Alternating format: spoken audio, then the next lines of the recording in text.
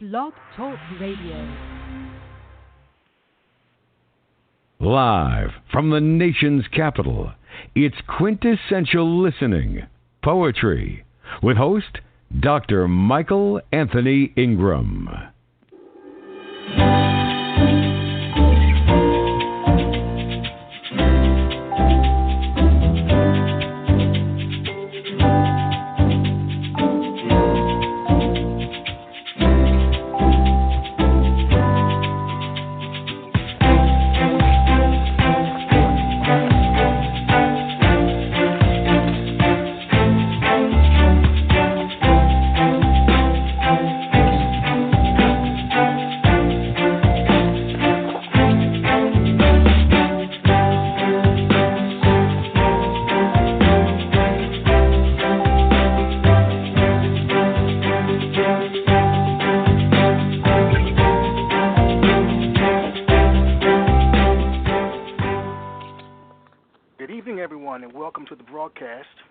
My guest tonight is Bess. I've heard this young woman perform, and I was thunderstruck. And I'm glad that she's with us tonight to share her work. Bess, are you there? I'm here. Thanks so much, Michael, for having me. You're more than welcome.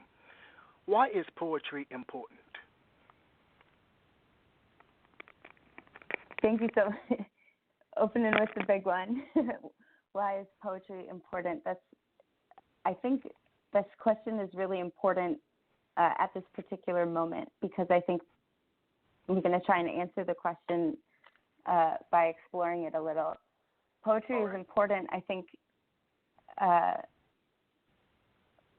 first we have to ask what poetry is, and I think that poetry is language that intervenes in some way.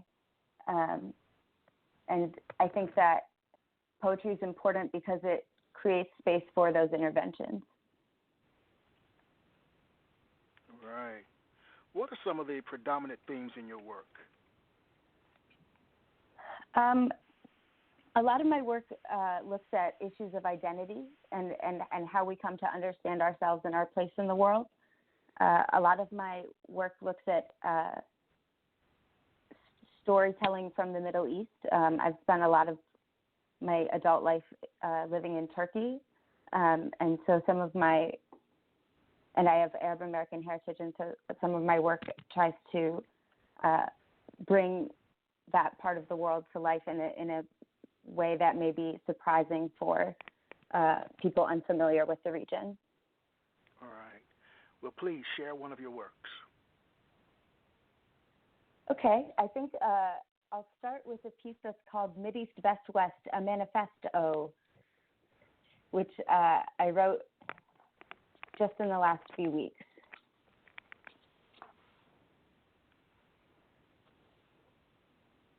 Where I come from, some people say East Coast, Best Coast, or West Coast, Best Coast, and where I come from, some people say Midwest, Best West, Best West, Mid-East, Best West, fixed. Now, I'm not one for binaries, but if you look closely, you'll see that through the insertion of an alleged opposition, the lack thereof becomes explicit, an issue of logic.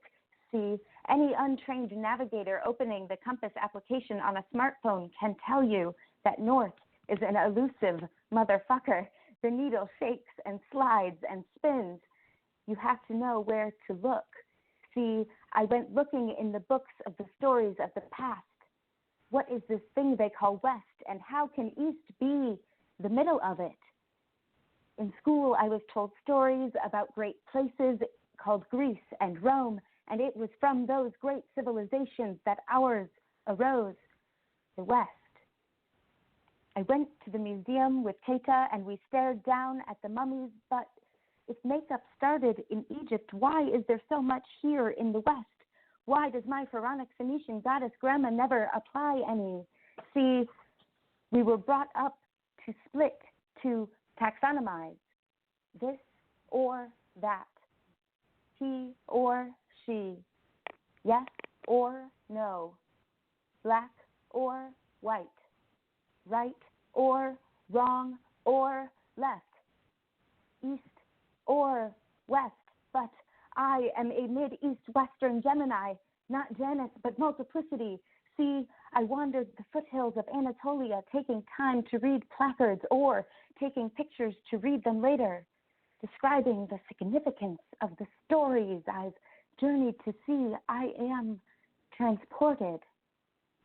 Friends, family, and geography books say I'm in the Middle East, but in the belly on the field placards read a story the school books called West. Vendi vidi vici. I came, I saw, I conquered. In a quaint countryside many Turks even regard as too east to bother visiting. Justinian's bridge, still carrying thousands of stories, haven't managed to penetrate the skulls of nimwits carving stories, presuming their ballasts cast somehow elsewhere. How can Midwest be best West when West is a constructed space-time continuum just like Justinian's bridge? Anachronism. Now, I'm not one for binaries, but if you look closely, you'll see that through the insertion of an alleged opposition, the lack thereof becomes evident. End. Very nice. When did you first start writing? When did you first start writing? You know, I started writing as a very young girl. Even in elementary school, I think I was more emotional than other children possibly. But, my mother always encouraged me to write my feelings, and that very quickly evolved into actively trying to write poems from a very young age. All right. Please share another piece of your work. Okay. I'm going to read a piece that I wrote actually in 2015 that's called On Borders.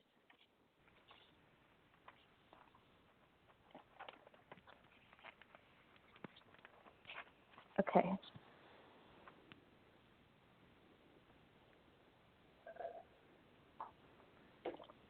On borders. There are borders we do not cross.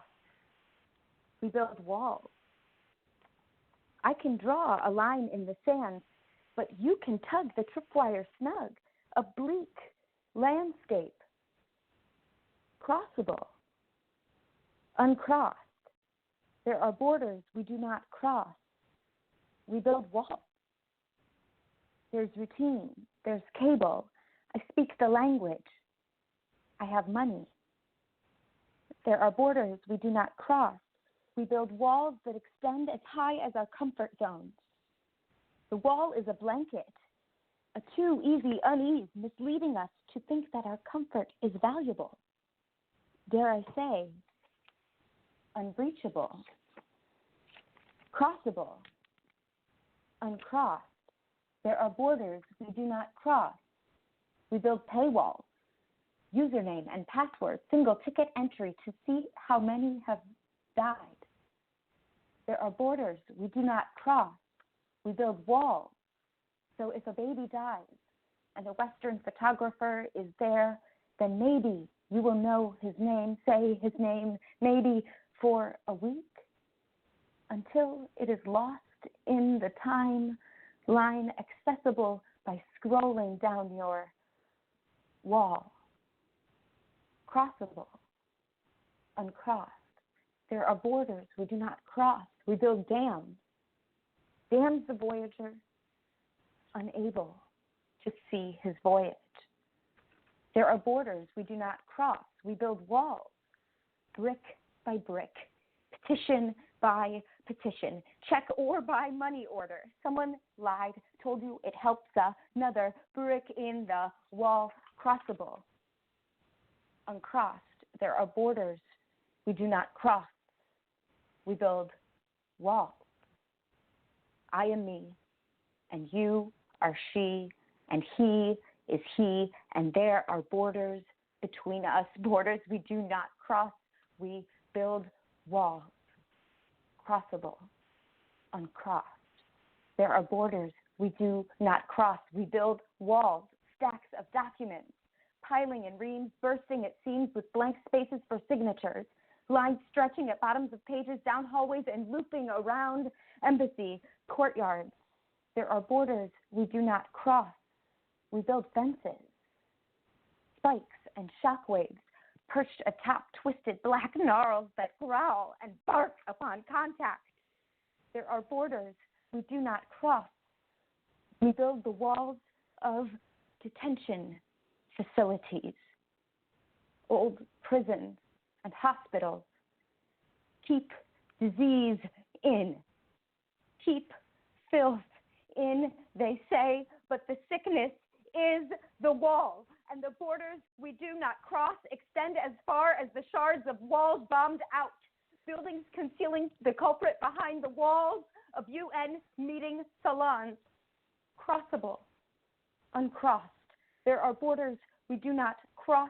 We build walls, vision obstructed, paths obstructed, justice, dignity, unity obstructed, crossable, uncrossed. There are borders we do not cross. I was always too small to see over the wall, but brick by brick, there are peepholes to see the borders we crossed by tearing down walls.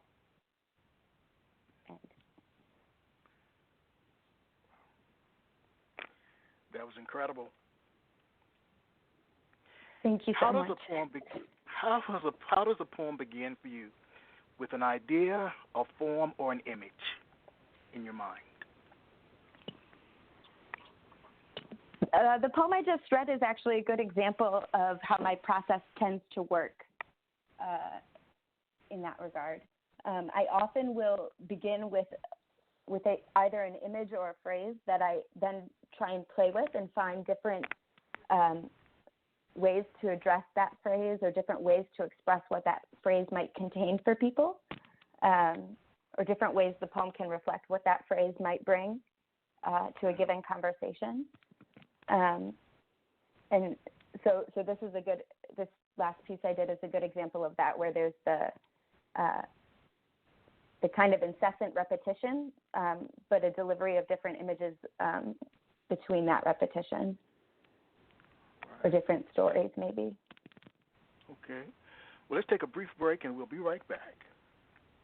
Okay.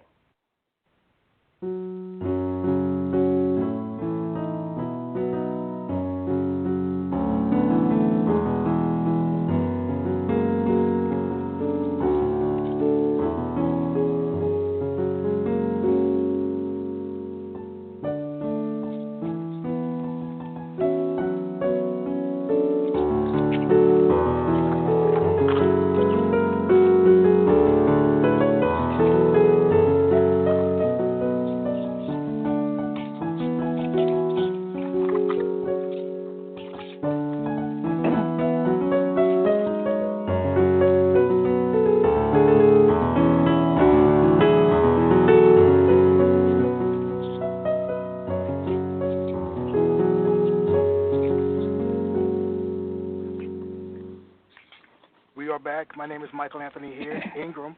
I'm here with Bess. The telephone number is 646-787-1631. If you'd like to call in and ask Bess a question. Bess, where do you write?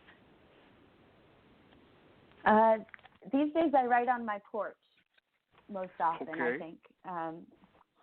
I like to be outdoors when I write. Whenever I can, I try to be outdoors. There's a big intersection that goes by there, so that I get traffic noise a little bit. There's always people coming and going, so it's a nice place to sit and think in. Right. One question for you. Poets tend to have favorite poets that they visit often. Can you suggest for our readers, for our listeners, some poets that you really like? Yeah, it could absolutely. Be historical. Yes. Sure. Well, I really came of age reading a lot of Arab American poetry and a lot of poetry by by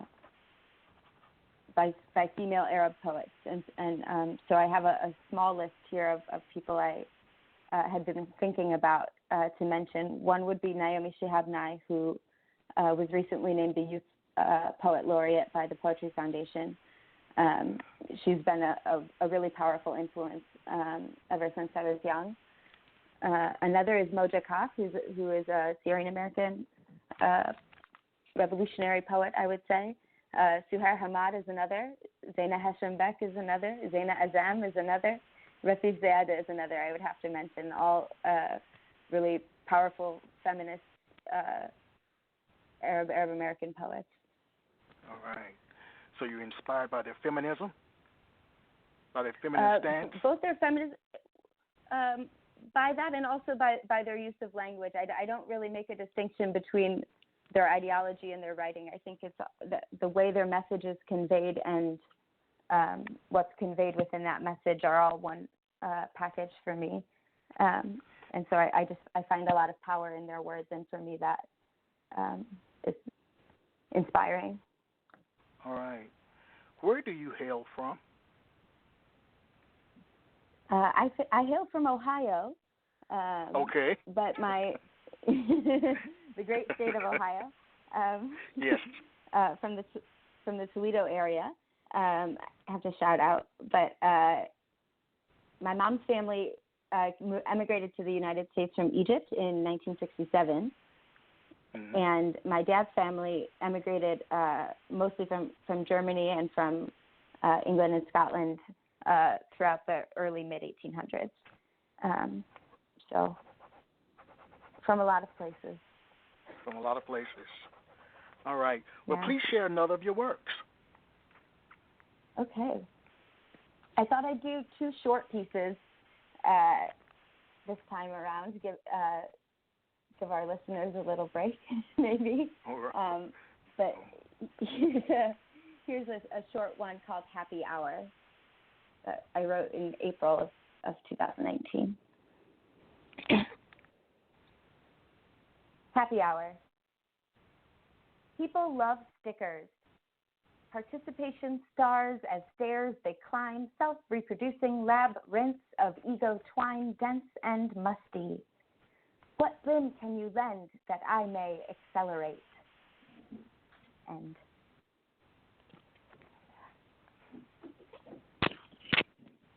And then I can do another one. This one was written about a year ago, and it's called United Citizens. And given that we're in Supreme Court season, that name, I hope, will ring familiar. Yes. United Citizens.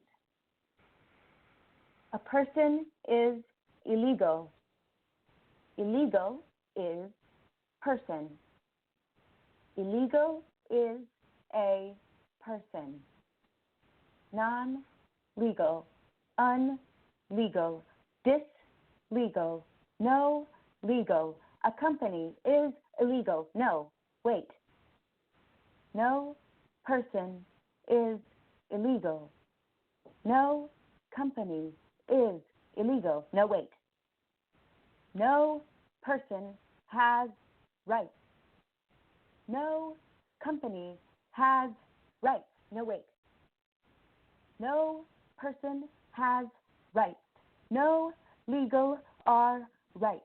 Non-rights are dislegal. No company is illegal. Un-person is rights. Rights are company, yes. Rights are illegal. End. What do you see as being the role of poetry in modern-day society? Yeah, this brings us back to the question I think I wasn't really able to fully address at the beginning about poetry's role. I think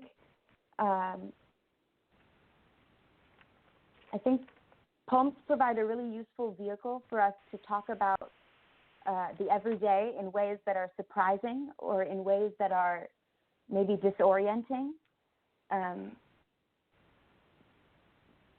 Traditionally, a lot of, especially really great American poetry, has all these maybe pastoral scenes or scenes of everyday life, of love.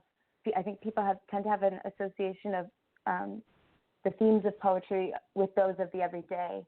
And what I think poetry provides in that space is a way to question the everyday, to take some assumptions or some approaches that the poet observed and maybe flip them, as I think that I tried to do in the last piece, or do other kinds of inversions that allow people to hopefully see an issue from a new perspective.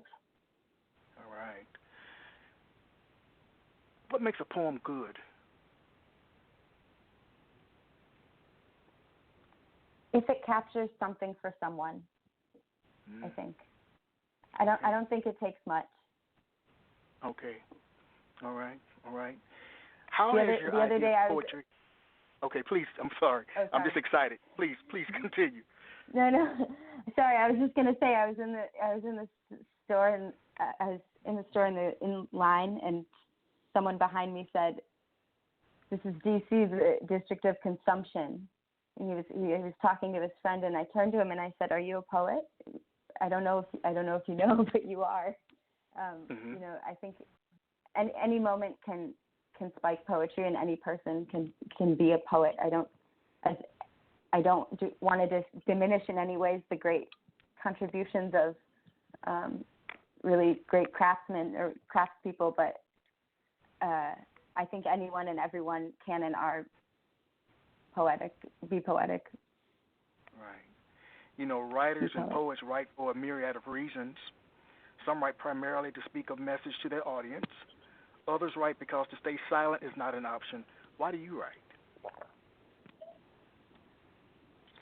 I think both is a lazy answer, isn't it? But I write for a number of reasons, and they're not.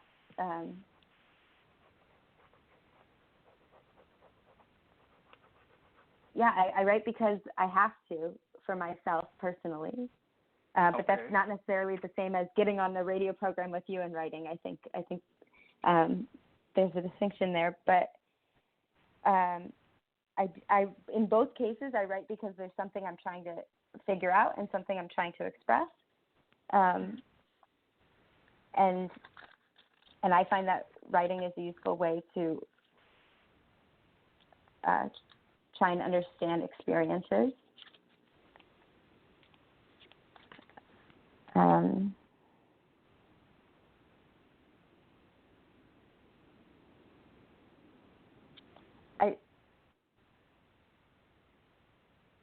Sorry, can you ask the question a different way, maybe, or can I hear it again? Yeah. Answer it the way that you like to answer it.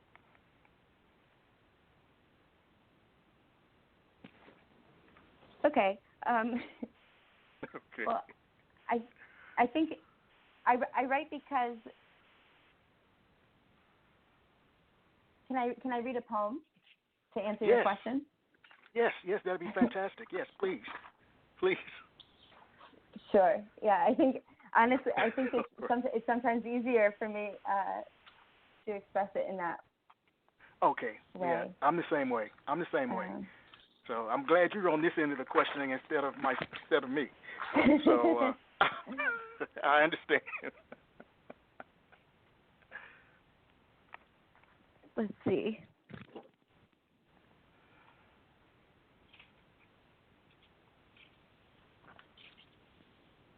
I have it. I'm so sorry. 1 second. Oh, no problem.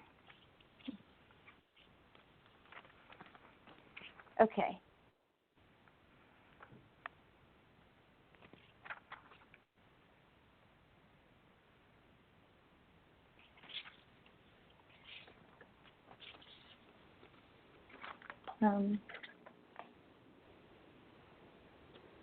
This piece I wrote in the spring of 2011.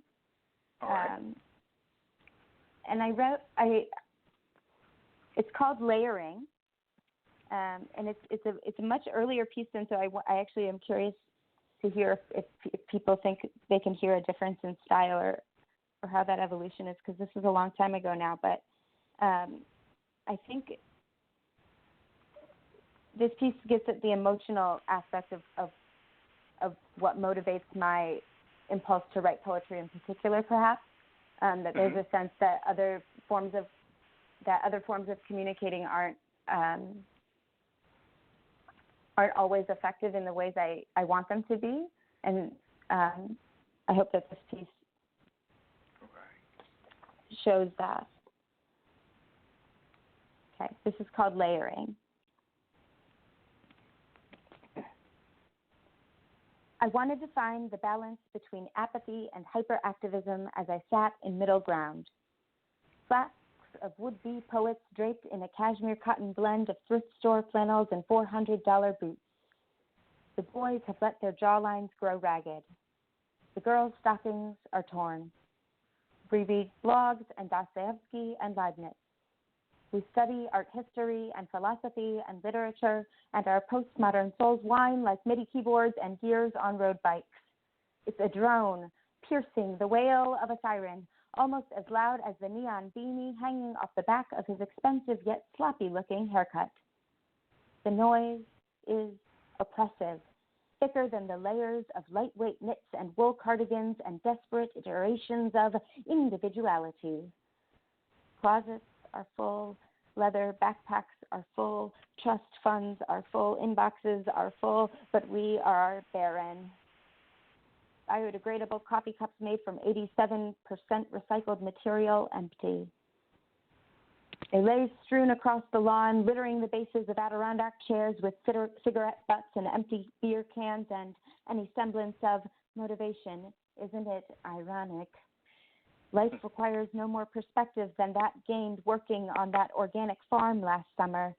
A litter of piglets crowding around a sow's great swollen tit, sucking down fair trade coffee, sucking down Parliament spirits, sucking down handcrafted microbrews, sucking down Facebook, Tumblr, Twitter. We absorb, we consume, we suck.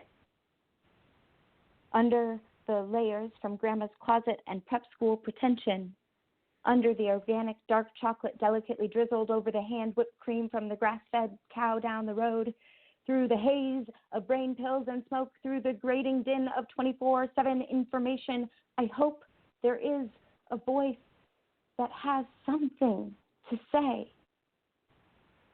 I wonder what will happen when we realize that sustainability isn't just a cute catchphrase to throw parents' money at.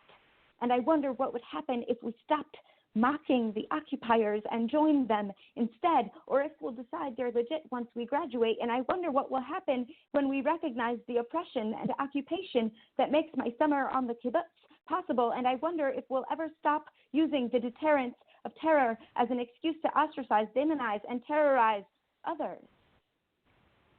Comfort and convenience are the layers that keep us warm. For now, we gulp the slightly charred ground beans of entitlement, and I can't stomach it. It's too bitter. I'm worried about my liver. And wow. You know, you remind me of myself. Thank you. That's very kind. Just for the reason that you know, I believe that I write to speak a message to my audience, and I write because to stay silent is not an option. So there's a qualitative difference between my speaking voice and my written voice. You seem to come alive when you're reciting your work. Your work leaps off the page as you're reciting it. What is the qualitative difference between the two, between your writing and your speaking? What do you think that is? What causes that? Yeah, I've been thinking about this a lot, and I think that I really appreciate you asking this question because it's given me a real opportunity to reflect on that. And I think that speaking and writing are different kind of modes through which are what we want to express is communicated, right? Like right. We have a written form and an oral form. And there are all these different tools that allow us to craft those forms respectively. So in speaking, we have pitch, we have tone, we have all these kind of almost dynamics, right? Like musical qualities that we can use to describe the way a poem can be presented. But then in writing, in the written form, we also have all these other kind of interesting tools like font, or, you know, what is it is it going to be on a screen, or will it be printed on the page? All these other kinds of questions that come into play. And I think I favor the speaking, maybe not favor, but I feel more comfortable in the speaking voice because of my control over the other kinds of, the way that the audience interacts with the piece. I feel like on the page, I don't have the same command over those skills, and I don't necessarily know how to manipulate font in a way that will be more inviting to the reader, for example, but I do have a background in singing and acting that I think has helped me try and communicate my poems as effectively as I can orally. Well, you know, I believe that poetry is a lived experience, and that if you are reciting your work, that it's important to live it because it's yours, that it emanates from you. So again, you remind me of myself, and that makes me feel good. Thank you. Thank you. Yeah, I see very much patterns in the way that you and I have been thinking about these different questions. Yeah, fun. Very nice. Very nice. Would you share another piece with us? Sure. This one is called After Muhammad, and it's for a friend. After Muhammad died, I did the only logical thing. I went to the cemetery for black Civil War soldiers, now mostly desecrated with ball fields and dog shit. I came to the cemetery of the not properly appreciated, the voices not heeded, did not feel listened to, covered over, plotted in by a slope restoration plan. Hold it in, paint it over. Sight the cemetery reminds us is only as is chosen, selected, framed, fought for. Over the hill, there is a river with a bridge and a path, and interspliced histories few here interrogate. When Muhammad died, I did the only logical thing. I walked from the park to the used bookstore. Stories wait, unread pages by the forgotten, the abandoned, the resold. Ya Rabbi, Ya Rahmat, Ya Ummi, but I am tired too, Muhammad. Carrying you now too with me, know that we will not rest for your peace. This the would-be ghazal I couldn't yet write, this the message sent too late. But know that you taught me their power. Over the hill there is a river with a bridge and a path, and interspliced histories too few here interrogate. And have you ever been published? You know, I've done a couple small pieces online, and I have had a few of my pieces recently published in a zine that is published out of Istanbul. Actually, it's called Art is Dead Zine, and there's an arts collective there that I was involved, still am involved with, but was working with when I was living in Turkey, and they've published some of my poems in the last few months. All right. If you were given the opportunity to get published to a wider audience, and to do book signing anywhere you wanted, what cities or countries would you definitely place on your book tour? Oh, wow. In the dream world. In a dream world. Beirut for sure. because Beirut has a really vibrant, really beautiful poetry scene. And there's a lot of language play, and people are speaking 3 different languages in one sentence. They're Arabic, French, and English. And so that would be a very fun, exciting place to perform. Definitely Ankara, if I could. Ankara feels like a second home for me, so Ankara for sure, the capital of Turkey, and London, because I've never been. All right, I like that. Well, please share another of your works. Okay. How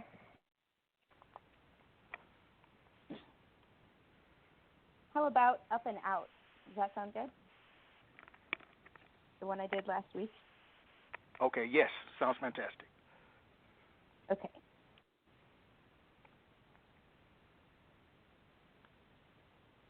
This is called Up and Out, and I wrote it a little over a year ago.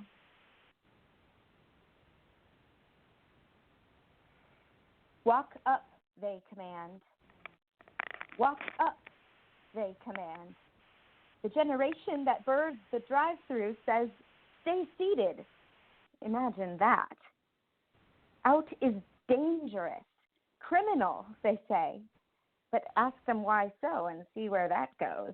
They say pay up for the merch of hashtag the resistance. They say pay up with our futures while their profit margins go up. Woke swag will only get you loose change. Rules must be broken in order to fix them. Kid, don't listen to your mama. Don't wait for no somebody to never maybe save you, kid. Don't let them even try to gaslight your torches. No if, but when, because where out is, we always ask why. Come across the train tracks, kid. Come taste things more important. Come on outside. See, not everyone understands what it is that bread or tree branches or truth speakers do, but we read Maya.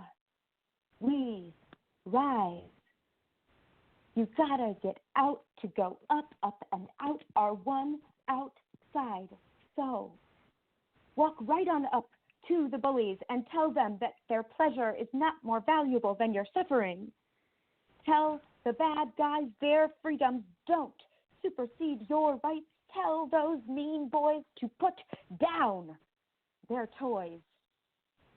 Walk up and tell them that no one is having fun anymore, and it is now time to go play outside.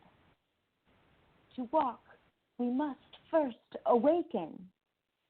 But the dawn comes only when you bring it, friends. Welcome to the upside, kiddos. Good to see you all outside for a change. End. I love that piece. I love that Thank piece. Thank you. All right. Thank you so much. Let's take a brief break, and we'll be right back. All right.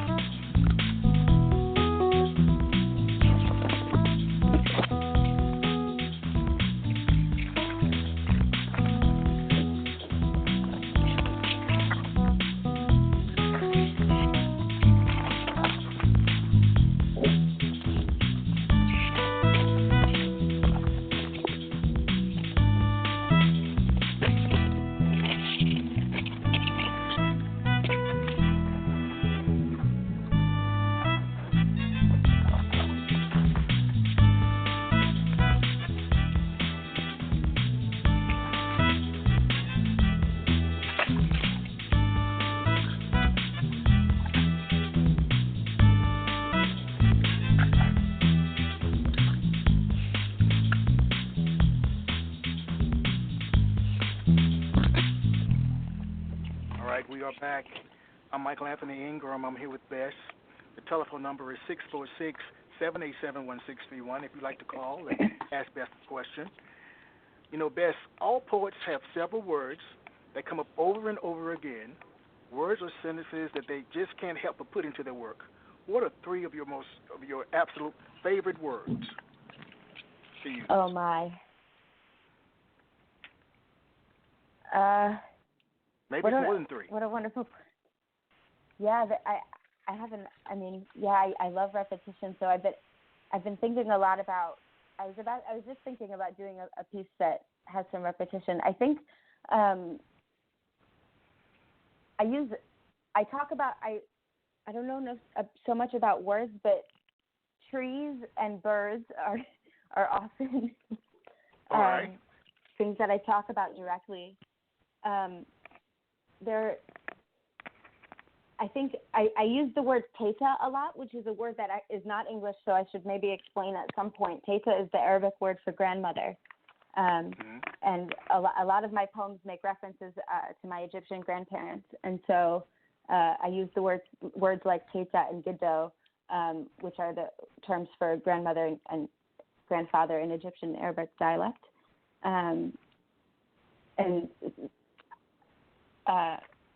So those are the ones that people maybe aren't familiar with that they've been hearing.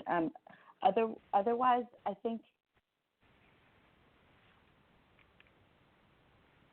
yeah, I have to think about that question again, Michael. That's a good one. Okay. You know, when I write, I try to write 3 poems at one time. Don't ask me how I do it. Really? But I try to work on 3 different poems at a time. Images that come to mind, I'll just write them down, jot them down.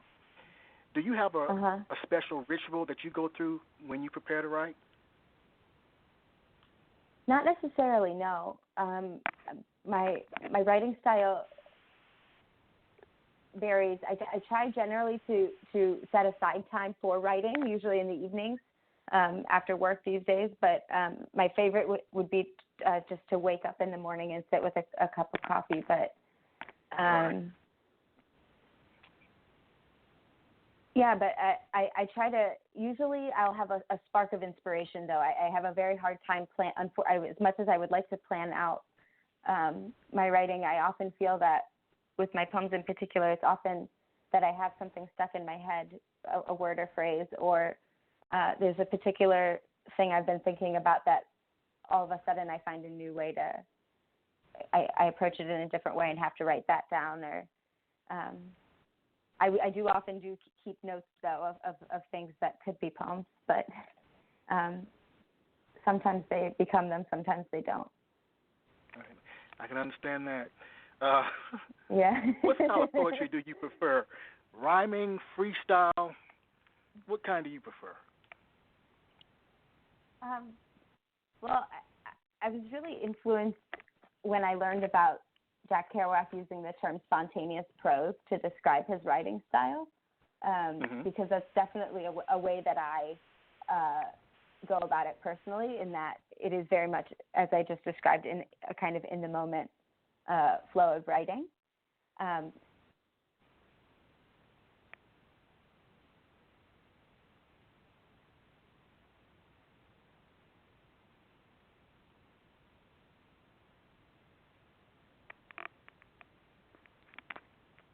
Are you there?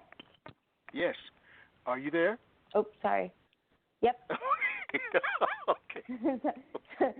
Well, would you favor us with 2 poems back to back? They can be long or short. I just want to hear your voice again. Sure. Okay, I'll do a longer one called I Would Like to Inform You That. Well, first I'll do one called Free Speech, and then I'll do one called I Would Like to Inform You That. And I'll say when I get to the second. Thanks. Free speech. In bursts and sputters, soft, bubbling, flowing, gentle and glittering, spewing or growling, barking like a dog, howling at the moon like a dog, groaning or crying or mourning, creaking open like swollen wooden doors, floating like birds, My voice is my wind, is my rain, is my voice beckons you, threatens you. My voice alone does not yet know the anthem of my heart. My voice is a gnarled cord wrapped tight around my throat. My heart is on my sleeve, in my words, my signs, my prayers, my lies, my songs, my cries. Now the birds' wings don't lift as they did. My voice can barely raise above a whisper. And I chose that piece in part because I actually, now that I think of it, brings up a lot of the words that I repeat to answer your previous question. The dogs, birds, wind, and doors. Actually, I have a number of pieces that somehow get at this notion of doors either being open, closed, shut, every which way. Certainly. All right. And then, can I actually do 3, Michael? Yes. Okay. You can do 4 or 5 if you like.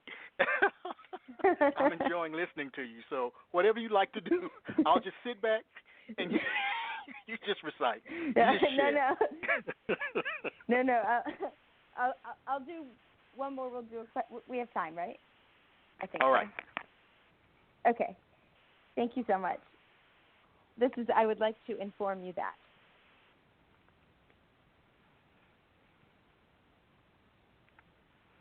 The vice deputy of the imperial authority stood before the assembled throng, perched atop a container containing self-care products made from extrapropriated minerals, and informed them that they were unable to proceed with any official business until such a time that the business was resolved. I would like to inform you that official business, as you know, is very official. It is now officially too sensitive a juncture for all of the officiality of our business to be resolved. Once the business is resolved, we can get down to the matter of resolving the business.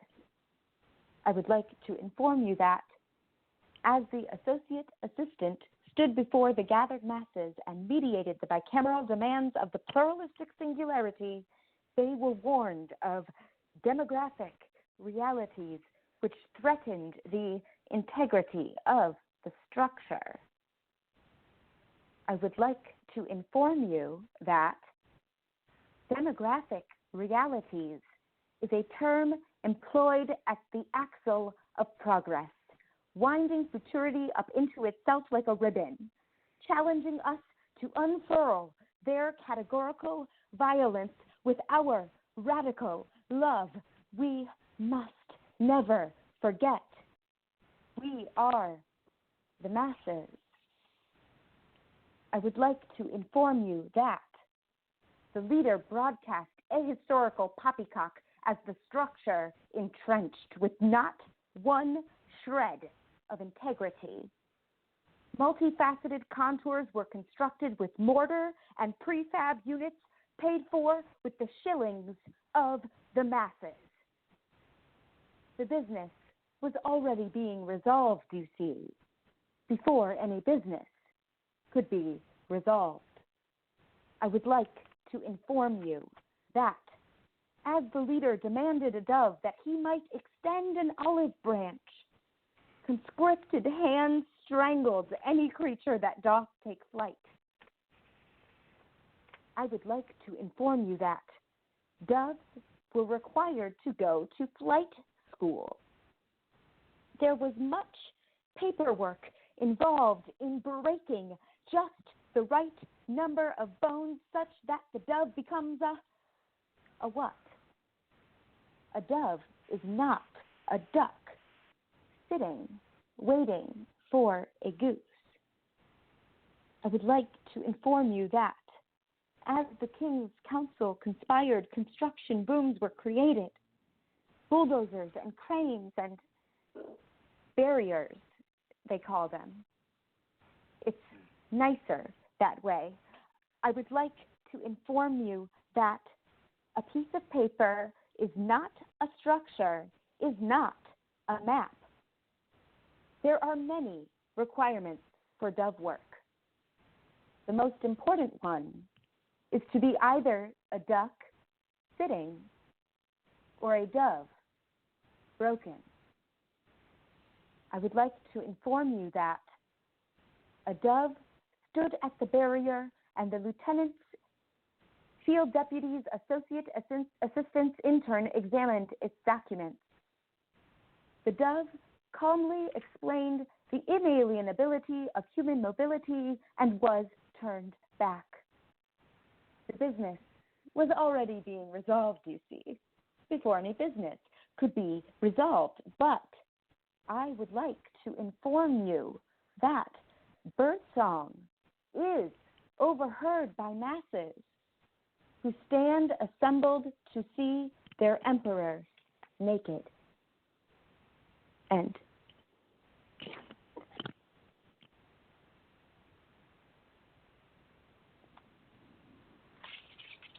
Thanks.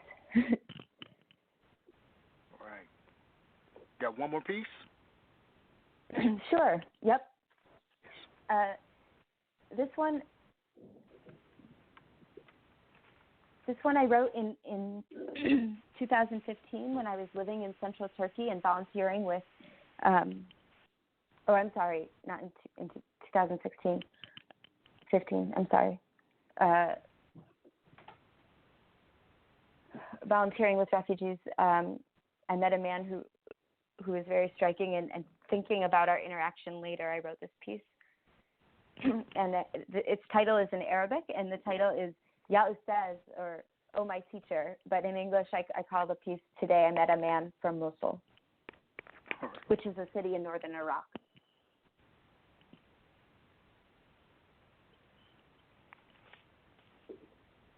Sabah al-khair, he cried out upon entering the meeting room. Sabah al-nur, I replied. Morning of light. Fluorescent bulbs buzzed overhead, a blinding white. I am from Iraq, he said, from Mosul. Next came, I am a Christian. The twisting knots inside me churned as I tried to keep a professional demeanor, an appropriate demeanor. And a command, I offered. Me too. I'm Coptic, Ummi Masriya, live. What do I know about being an Arab Christian? I flee headlines, not armaments. I flee nightmares.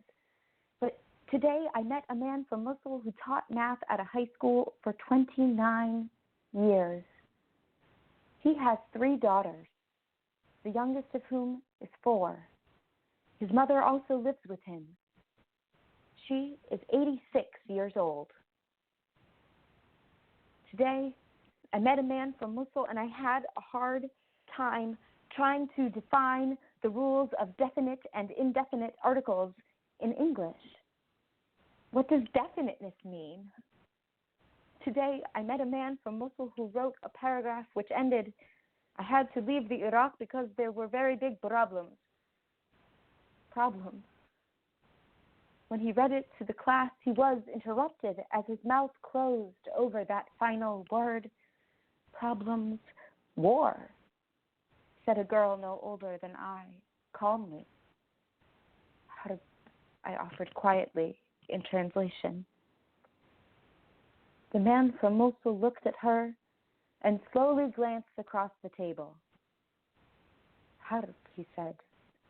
War, he said. In the silence that followed, I continued my new modus operandi. Closed doors, rusted, painted, engraved, key in the door. Don't think, don't think, don't think, don't think, don't think, don't think, don't think, don't think, don't think, don't think, don't think that guilt not spoil the lesson. Definite knowledge of indefinite war. Today I met a man from Mosul, and as I watched him in class, I thought about my father. This man, only 2 years younger, diligently penning. He is tall. She has brown hair. Are you speaking?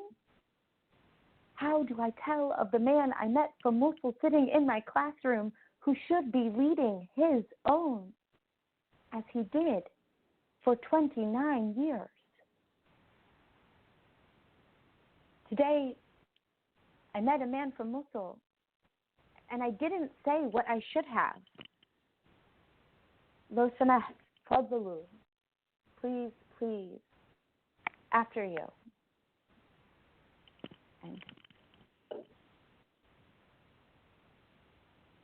what have you learned about yourself being a poet? What have you learned about who are you as a result of being a poet?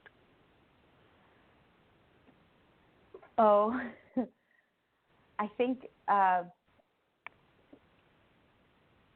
who am I as a result of being a poet? I think one thing that I do want to say is that I have realized how selfish I am. One thing that I don't often edit I don't often edit my pieces, but when I do, it's usually removing these kind of self-reflexive elements that are things that I absolutely learn from, but don't necessarily think contribute to the piece I just read is a really good example of that, actually, because in the original drafting of it, I kept saying, what could I know? And that was a refrain throughout the piece. But I found that when I eliminated that questioning and kept the focus on this teacher who I met, it did a better job of communicating what I was hoping to do with that piece. So as much as I speak of spontaneity, there's a kind of instance of the editing coming in also. All right. Do you have another one to share? Sure. Let's see. To finish, I think I will read the piece that is not an explanation of my name, but it kind of it talks about some of the themes that your last question brought to my mind. All right. And it's a piece that I just recently wrote as I came into this name, Best, that I'm using for my creative projects. And it talks about some of the ways that I try to use my poetry in that kind of emotional drive of the work. Best. Mid-East-Western Gemini twin. I am a dwarf god presiding over destruction and home, the battle and the field. I reap what I sow, and it is bitter, sweet, and sour. Portmanteau princess presiding over notebooks and screens, drafting dreams in ink and binary code, undecipherable. My name cannot be rendered in my mother tongue. My mother's tongue was cut out by bullies, transnational, not just lifestyle, but life. I am trying to find the words to tell you of the place they call home. Not wrong, but not right. I still write enough. Mother of the world, crying half of the mother of my mother. Hi, Kuriorum. Best. End.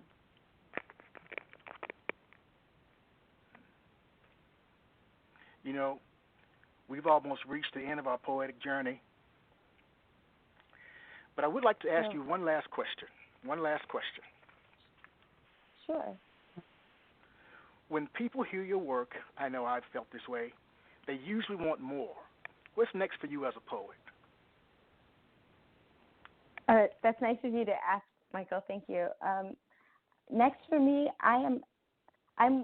we talked a little bit earlier about trying to get something down on paper, and that's something I am actively trying to do. I'm hoping to release at least a chapbook later this summer.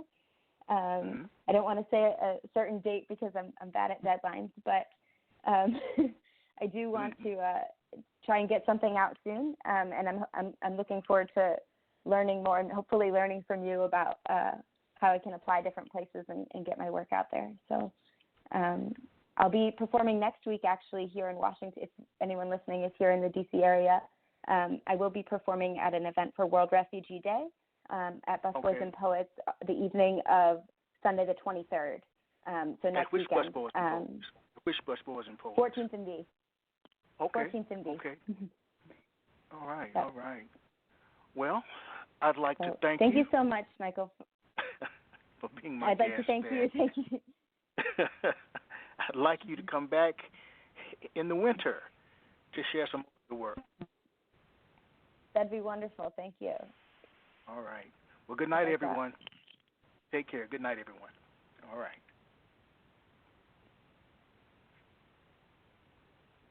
Thank you.